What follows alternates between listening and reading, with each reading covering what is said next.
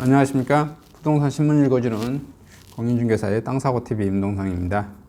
오늘은 2020년 2월 10일이고요.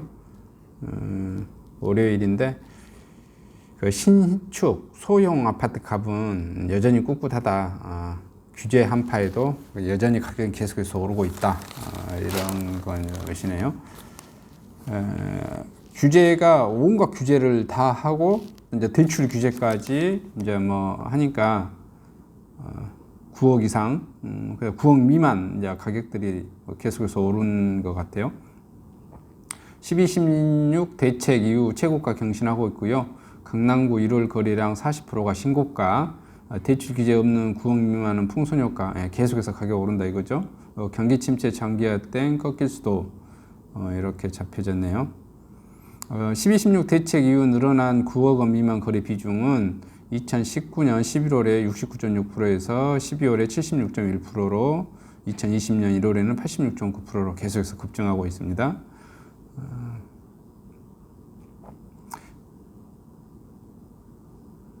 그 다음에 12, 16 부동산 대책이 시행된 이후에 서울 주요 자치구에 신고가 거래되는 아파트 단지들이 잇따르고 있고요. 집주인들은 이 매물을 내놓지 않고 버티기가 굳건한 상황에서 서울로 진입하려는 실수요자들, 매수자가 수그러들지 않고 있기 때문에 전문가들이 분석하고 있고요. 그 다음에 또 강남이라고 하면, 강남은 그냥 초소형 아파트도 좋다. 초소형 아파트. 이런 추세인 거죠. 어떻게든지 강남에 직장이 많아서 아무래도 더 그런 현상이 벌어지겠죠. 10건 중 9건이 9억 미만 거래하고 있습니다. 9억 원을 밑도는 단지가 많은 서울 외곽 역시 꾸준히 최고가를 갈아치우고 있는 중이고요. 지난달 서울 전체 거래액의 2,963건 중 9억 미만인 거래가 87%로 2,576건에 달했고요. 지난해에 71% 수준이었는데 많이 올라간 거죠. 금천구는 10억 원에 가까운 신축부터 1억에서 2억 원대까지 구축까지 전방위적으로 신고가가 나왔어요. 5년차 금천 롯데캐슬 골드파크가 지난달 3일 9억 9천만 원에 거래됐네요. 시흥 베르빌 6억 9천, 금광아파트 3억 9천 이렇게 최고가를 계속해서 갈아치우고 있습니다. 그 다음에 이제 7억 5천 넘는 아파트 취득세가 꽁충 뛰어오르고 있다고 그럽니다. 가격대별 취득세율 세분화 영향 보면 9억 미만 아파트 900만 원 더 세금을 내야 되고요. 주택가격대별 취득세 세율 변동을 봤더니 주택가격 6억 5천만 원이 개정 전에는 1,300만 원, 개정 후에는 864만 5천 원으로 약 435만 원이 내려갔어요. 7억 원대는 개정 전에는 1,400만 원이었는데 개정 후에는 1,169만 원으로 해서 231만 원 줄었고요. 7억 5천만 원은 개정 전은 1,500, 개정 후에는 1,500 동일하고요. 8억대는 개정 전에는 1,600인데 개정 후에는 1,864만 원에서 264만 원 증가됐고요. 8억 5천은 개정 전에는 1,700인데 개정 후에는 2,269만 5천 원 해가지고 569만 원 정도가 증가됐어요. 9억 원인 경우는 개정 전에는 1,800이었는데 개정 후에는 2,700만 원 돼서 약 900만 원이 취득세가 증가됐습니다. 고가주택에 대해서 세금을 더 많이 부과하고 서민층 관련 주택은 취득세를 더 줄여주고 있는 거죠. 그 기준이, 금액이 7억 5천이네요. 7억 5천. 그 다음에 이제 청약홈 가동 이제 분양 준비 시즌, 여기 감정평가원으로 옮기죠. 그 다음에 그 관련된 뉴스네요. 지금 정신없이 준비해 중이다. 뭐 이런 내용. 그 다음에 이제 월세 살며 금매 낚아채기 강남 극한 재테크 나왔네요. 12, 16 대책이 거래 절벽에도 부동산 틈새 투자에 눈길을 끄고 있는데 주변 돈 끌어모아서 입주권 산 뒤에 규제 피해 대출받아 전세살이 살면서 분당 집 팔고 강남 재건축의 입질도 금매 주축적 조정 끝나면 상승될 것이다. 부동산 침체기 극한 재테크 유형이 어떤 게 있냐? 강남 투자형은 높은 강남 전셋값을 활용해 레버리지를 극대화하는 거고, 강남 아파트 신축 전세 안고 매수 후 인근 구축에서 월세살이를 한다는 거죠. 금매 대기형은 기존 집 처분에 현금 마련 후 금매를 노리는 것. 성수동 아파트 처분 후 월세 살면서 금매 아파트 대기. 지금 금매를 대기한 사람들이 꽤 있겠죠. 그다음에 상급지 이동형, 오른 집값을 발판 삼아 상급지로 이동. 분당집 처분 후 강남 서초 14억 원 아파트 진입. 입주권 투자형, 분양 입주권은 전세 대출이 가능한 점을 이용해서 집 처분에 입주권 매수 또는 실거주는 전세 대출로 해결. 이렇게 건너뛰기 하시는 것 같습니다. 허그가 강남 분양가 높여줄 것으로 보여지고 있다. 둔촌 주공 또는 재건축 탄력. 총선이 다가오자 돌연 규제 완화를 하고 있다. 정부 협의 거쳐 이달 중 발표. 형평성 논란이 된 기준 재정비. 이거는 뭐 지켜봐야 될 것 같아요. 원래 규제 완화하고 뭐 이런 것은 우파들의 성향인데, 자, 이제 여기 좌파적 정권은 이제 없는 사람들을 위한 거라서, 대원칙이 이제 그런 거죠. 근데 이제 현실적으로 우리도 뭐냐면 이미 민주당이 보수화 됐다고들 많이는 평가를 하죠. 왜냐하면 뭔 선거를 하든 뭔 일을 하든 돈이 필요한데 이게 조선시대로 보면 그런 것 같아요. 아니, 조선시대가 아니라 뭐 로마르 역사를 보더라도 이렇게 구부자가 있어요. 기존 부자, 신흥 부자가 있잖아요. 어차피 부자예요, 부자. 둘 다. 어차피 가난한 사람들은 정치 자금을 대줄 수가 없어. 뭐 그런 논리겠죠.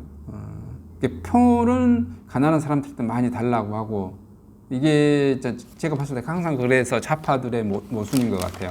왜냐하면 좌파들은 가난한 사람들을 위해서 일을 한다고 하는데, 또 그렇게 뭐 할 거라고 많이 하는데, 정작 본인들은 어째요? 본인의 속성은 개인들.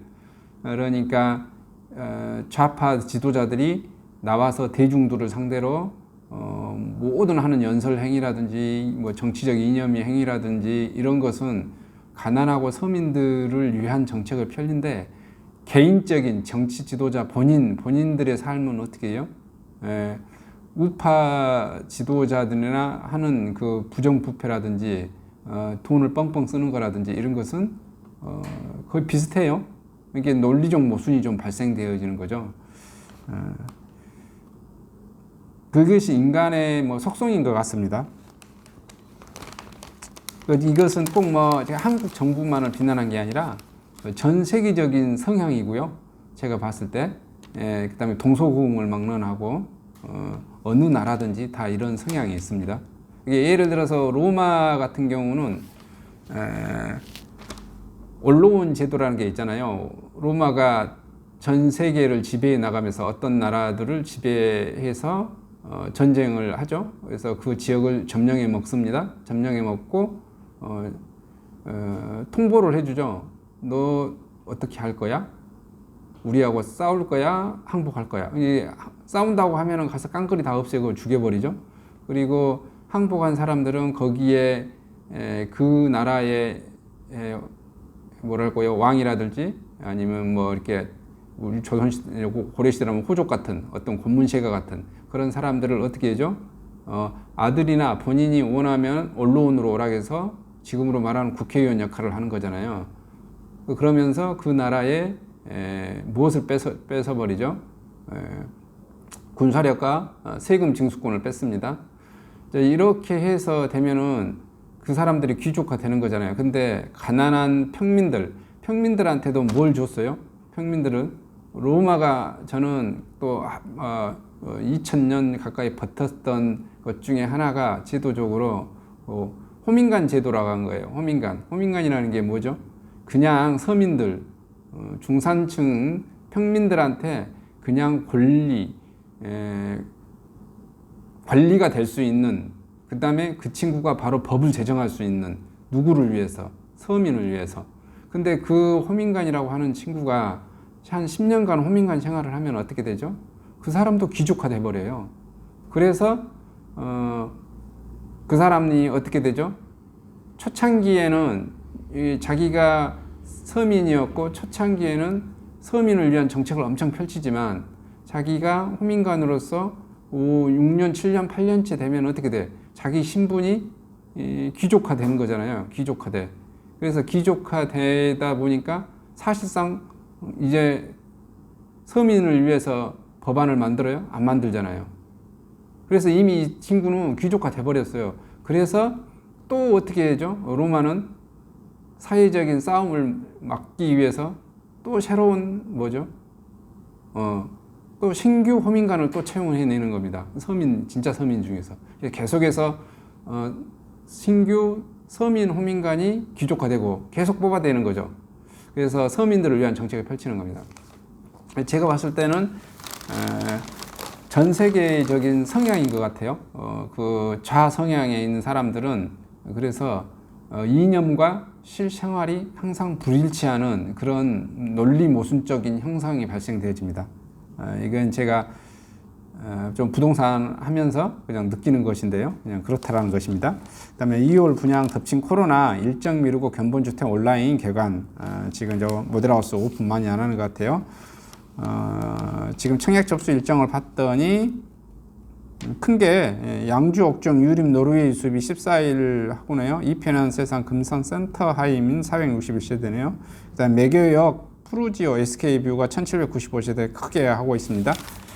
그 다음에 3개월 만에 3억 공충 수용성이 튀어오른다. 수원 용인 성남 마영성 노른이 풍선효과 해가지고 영통 아파트값 상승 전국 1위 성남 아파트 입주권 웃돈만 사업 대부분 비규제 지역에 해당 대출 규제들의 의지 몰려 허위 매물 많아 거품 무려도 최근 한 달 수용성 수원 용인 성남 아파트값 변화 봤더니 수원 용통구 3억 1,500 상승률이 3.1%, 수원 팔달구 1.69%, 용인 수지구 1.06%, 성남 중원구 0.92% 이렇게 오릅니다. 서울 평균은 0.617%에서 엄청 많이 오른 거네요.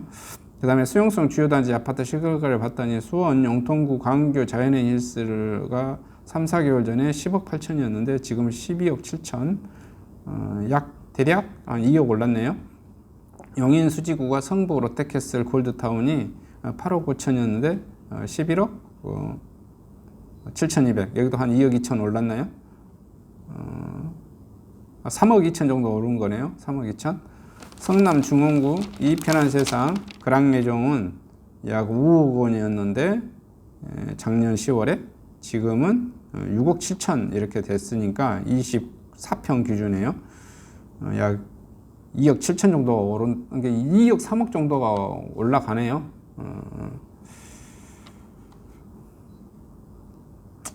이렇게 지금 비규제 지역 서울 근교로 가깝고 여기가 지금 다 어디죠? 수원 용인 성남이 어디죠? 수원 용인 성남 수용성 그렇죠. 어디가 가까워요?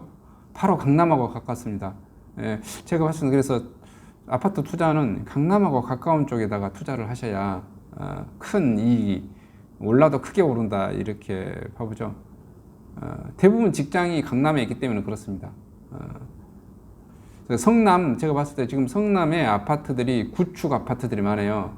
재개발 재건축할 수 있는 아마 그런 데 투자하시면 괜찮지 않을까 이렇게 개인적으로 판단합니다. 이상 영상을 마치도록 하겠습니다. 감사합니다.